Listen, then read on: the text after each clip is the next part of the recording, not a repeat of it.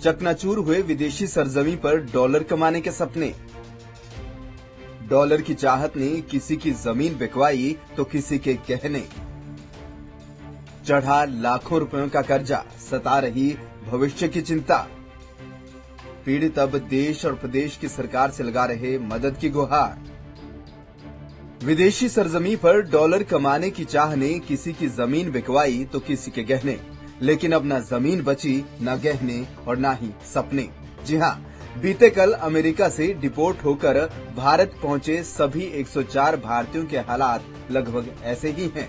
हर कोई अपनी जमीन बेचकर, गहने बेचकर या फिर लाखों रुपयों का कर्जा लेकर अमेरिका यही सोचकर गया था कि वहां पर लाखों डॉलर कमाएगा, लेकिन अब अमेरिका द्वारा अवैध रूप से आए प्रवासियों को बाहर निकाला जा रहा है, जिनमें भारत के भी 104 नागरिक बीते कल वापस आ गए हैं। इन 104 नागरिकों में 33 हरियाणा के निवासी हैं, जिनमें से अधिकतर आज अपने घर वापस पहुंच गए।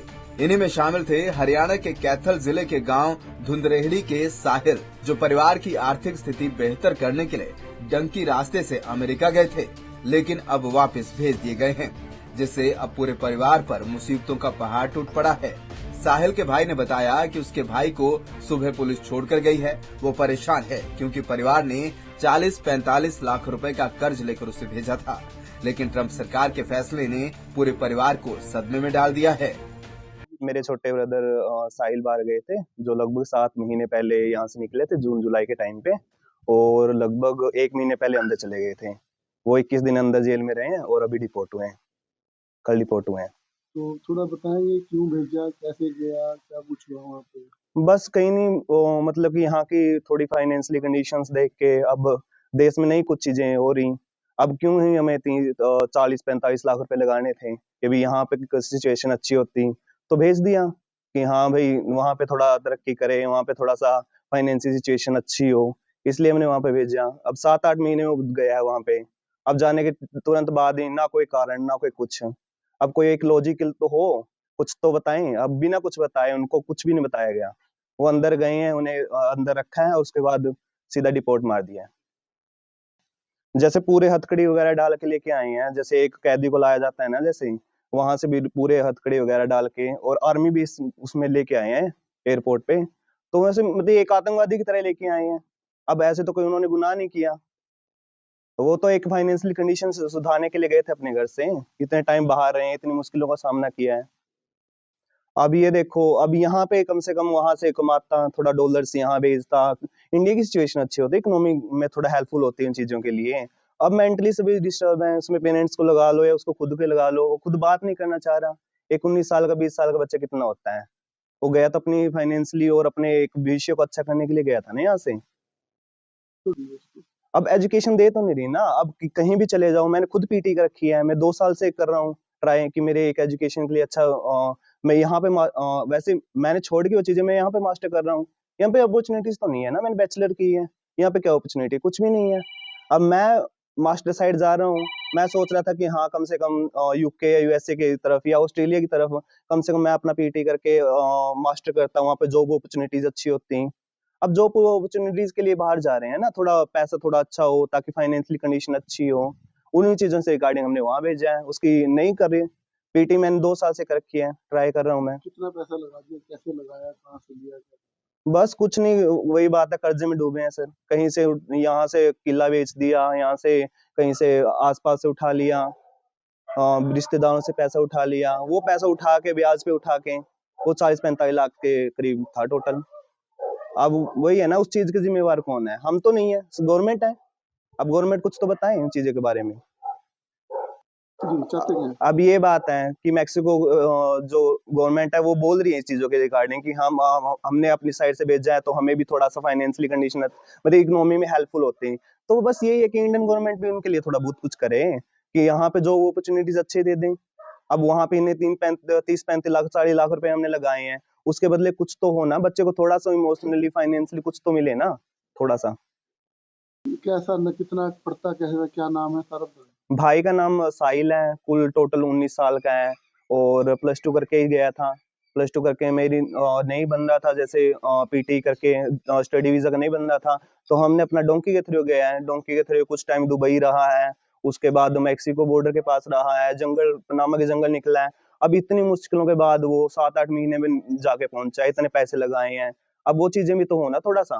तो फिर डिपोर्ट कैसे पकड़ा गया, क्या कुछ हुआ? सरेंडरिंग करते हैं ना, जैसे वहां जाके जो मतलब कि कांद कूद के तो फिर सरेंडर कर दिया था उसने, और अपना इमिग्रेशन वालों को बोल दिया कि हमें असाइलम सीकिंग है, कि असाइलम दो हमें, बट वो असाइलम दी नहीं ना, वो चीजों से वो तो रूल्स के खिलाफ है। जो नेटिव अमेरिकन है ना, वो तो ये चीज मानते हैं ना कि जो भी हमारे यहाँ आता है ना, तो हम उनको मतलब असाइलम देते हैं, वो चीजें है ना।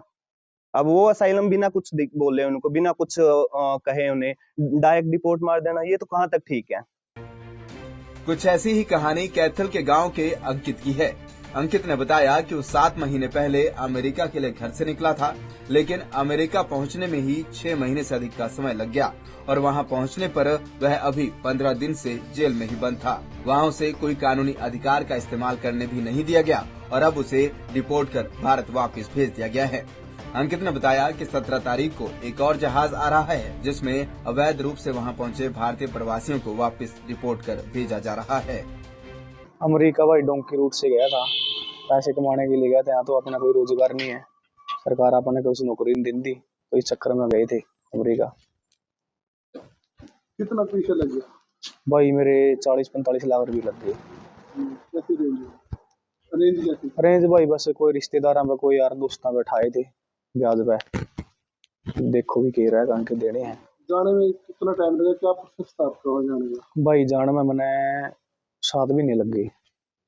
मेरे तो बोलिया था एजेंट ने भाई 45 दिन में पंचायत दिवा देती, 7 महीने लग गए। मैंने बीच में जाके भी गया भाई, मैंने वापसी बुला ली, नहीं सुनी। बोले कोई नहीं, कोई टेंशन नहीं, पहुंच जाएगा बग जाएगा, कोई दिक्कत नहीं तेने।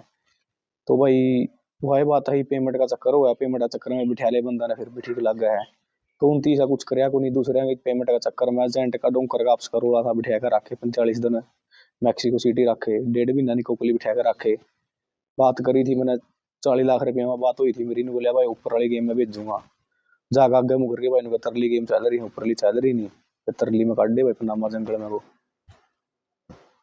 तो अभी क्या होता क्या जब आप दीवार टप गया तो क्या हुआ? भाई जैसे दीवार टपी थी, पहले क्या करते थे, जो मैक्सिको बॉर्डर है दीवार है वो बन रही है उड़ा है, उन पर क्रॉस कराई कर दे। तो हम साइड में पहाड़ा पे 15 किलोमीटर ऊपर चढ़े, 4 बंदे थे हम, तो 15 किलोमीटर क्रॉस करे हमने। आगे जैसे अपना खेतों में तार लगा देते हैं, ऐसी तार होती है, आगे एक पत्थर है बड़ा सा, उस पर वेलकम टू यूएसए लिख गया था। तो उससे नीचे और 15 किलोमीटर जाना पड़ा है बंदा ने। तो हम अच्छी बहुत ज्यादा सर्दी थी वहां पे, तो 15 किलोमीटर नीचे गए हम। तो हमने जाकर उड़ा बॉर्डर पुलिस पर फोन कराया, बॉर्डर पुलिस में हमने 15 मिनट में 6-7 गाड़ियां आ गई थी वहां पे लेने। मतलब कि पहले जो लड़के जाते थे उनके साथ अच्छा व्यवहार करते थे, बट हमारे साथ ऐसा कुछ नहीं हुआ, बहुत गंदा व्यवहार कर रहे थे वो। तो उन्होंने हमारे जूते जाते खुलवा के, लेज लाज निकलवा के, कपड़े कुपड़े चेक करके, जो हमारा खाने का सामान था सारा फेंक दिया, हमें लेके चले गए। वहां जाके फिंगर फांगर होके अपना पासपोर्ट स्कैन कर, हमारा ग्रंटर का एड्रेस मांगया। उसके बाद घंटा एक वहां कैंप में लीज का गेट दिए, घंटा पाछा हमारे साइन करा दिए। एंटी मार तो पहले कह दिया था जिस टाइम हम पकड़े भाई अमेरिका ने असाइलम देनी बंद कर दी भाई, तो हम डिपोर्ट हो गए। तो 3 जो हमने और बालका भाई पूछा था, कहते भाई 3 साइन कराएगा, चौथा साइन करा रिलीज कर दिया, बट हमारा के लिए ऐसा कुछ नहीं है, ना हमारे बयान लिए, ना हमारा कुछ सुनिया, कुछ नहीं कराया भाई हमारे के लिए, कोई मदद नहीं है भाई सरकार। तो पकड़ा फिर उन्होंने कैसे, मतलब आपको या वहीं से लेके? बस वहीं से 7 दिन रखा था। 24 इसने जनवरी ने अपना बॉर्डर क्रॉस कराया था, मतलब कि 2 बजे सी रात ने 25 जनवरी ने हमने उड़ ले गए। तो अपना 3 तारीख में फरवरी की ने हम डिपोर्ट कर दिए थे भाई। तो गए किस स्थिति में, जैसे लोग वीडियो देख रहे हैं, हथकड़ी लगा दी थी भाई, जो कैंप में तो निकाले ना, वहां तक डिटेंशन सेंटर बोला है उसने, और तो निकाले थे। जितनी लेडीज थी, बच्चों ने छोड़ गए, लेडीज थी जितने 18 साल तक ऊपर के लड़के थे, जेंट्स थे, सभी का हथकड़ी लगा दी, पैरों में हाथों में लगा दी भाई। वही बंदा ने वॉशरूम भी करना हुआ, फ्रेश भी होना हुआ, ऐसी कोई सुविधा नहीं दी गई। खाना खाने के लिए नहीं हथकड़ी खोली, कभी नहीं खोली। हम वहां तक चले थे और यहाँ अमृतसर आने तक हमने 51 घंटे लग गए थे भाई। तो यहाँ आकर जब एयरपोर्ट पे जहाज लैंड होने वाला था, उससे 30 मिनट पहला लेडीज की हथकड़ी खोली थी उनकी। और जब यहाँ अपने वो जो ऑफिसर है वहाँ इसमें जहाज में हमने देखना है, तो उसके बाद उन्होंने हमारी हथकड़ी खोली है। तो उसके बाद पहले कोई कुछ नहीं हथकड़ी खोली हमारी। यहाँ कौन छोड़ने आया आपको? यहाँ पे भाई पुलिस वाले छोड़ने आए थे घर पे। तो और भी आगे जा रहे हैं ऐसे, और भी आगे? हाँ एक जहाज और आना भाई, 17 तारीख ने 101 बंदे आने हैं, उसमें भी 104 आए थे। तो कुछ नहीं थी भाई, यार दोस्त जा रहे थे भाई, बोले बढ़िया है, कमाई है जय भाई, अपना घर का सुधार हो जाएगा, 2 रुपये कमाओगा, इस करके बस देख रेख में जाना पड़ेगा। तो अब अभी तो कुछ नहीं चल रहा भाई, दिमाग में देखोगी सरकार कुछ मदद करेगी तो सरकार से दरखास्त करांगे, अभी तो और क्या करांगे भाई। मैं तो कहूँ इस टाइम जो 4 साल है ट्रम्प का राज, ये भी तो जाने का कोई फायदा नहीं, कोई फायदा नहीं है जाने का। मैं तो समझना नहीं कहूँ, ये वही बात है, इन्होंने सोचा है भाई अपनी अपनी किस्मत की बात है।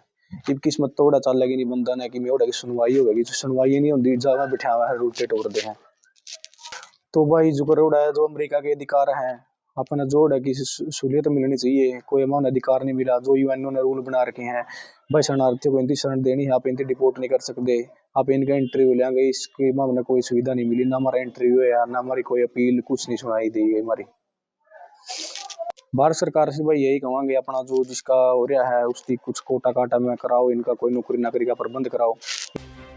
वहीं इन युवकों को वापस भेजे जाने के अमेरिका के फैसले के विरोध में कैथल में ट्रंप के पोस्टर जलाए गए। भाजपा के युवा नेता गुरप्रीत सैनी, जिन्होंने 2024 में अमेरिका में डोनाल्ड ट्रंप की जीत की खुशी में कैथल में बड़े बड़े होर्डिंग और पोस्टर लगाए थे, उस समय उन्हें पोस्टर बॉय के नाम से जाना जाता था। लेकिन अब जब कैथल के 11 युवा अमेरिका से डिपोर्ट कर लौटे हैं, तो उन्होंने ट्रंप के पोस्टर जलाकर उनके खिलाफ नारेबाजी की। पिछले दिनों में आपने अखबार में देखा होगा, चैनल के माध्यम से भी देखा होगा, जैसे अमेरिका के डोनाल्ड ट्रंप पुल बहुमत से जीते थे, तो मैंने शहर में बड़े बड़े होल्डिंग लगाए थे, पोस्टर बॉय के नाम से मैं पूरा मशहूर हुआ था। तो जैसे ही अब मेरे को पता चला कि हमारे हरियाणा के पूरे हिंदुस्तान के युवा वहाँ से डिपोर्ट कर दिए हैं, और मुझको बड़ा खेद है। मैंने इसीलिए पोस्टर लगाए थे ताकि डोनाल्ड ट्रंप हमारे भारतीय के मुल्क के लोगों को अच्छी शिक्षा देंगे, रोजगार देंगे और उनकी सहायता करेंगे, उनकी मदद करेंगे।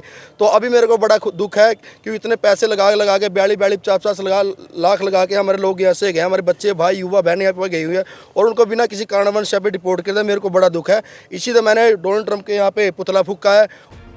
अमेरिका भले ही अवैध प्रवासी बता इन युवाओं को वापस भेज रहा है, लेकिन लाखों रुपए खर्च कर अपनी जिंदगी बेहतर बनाने के लिए अमेरिका गए इन लोगों के परिवार अब परेशान हैं। ऐसे में जरूरत है कि सरकार और प्रशासन इनकी मदद के लिए आगे आए, क्योंकि इनमें से अधिकतर परिवार अब कर्ज के बोझ तले दबे हुए हैं। पंजाब केसरी टीवी के लिए कैथल से कांता शर्मा की रिपोर्ट।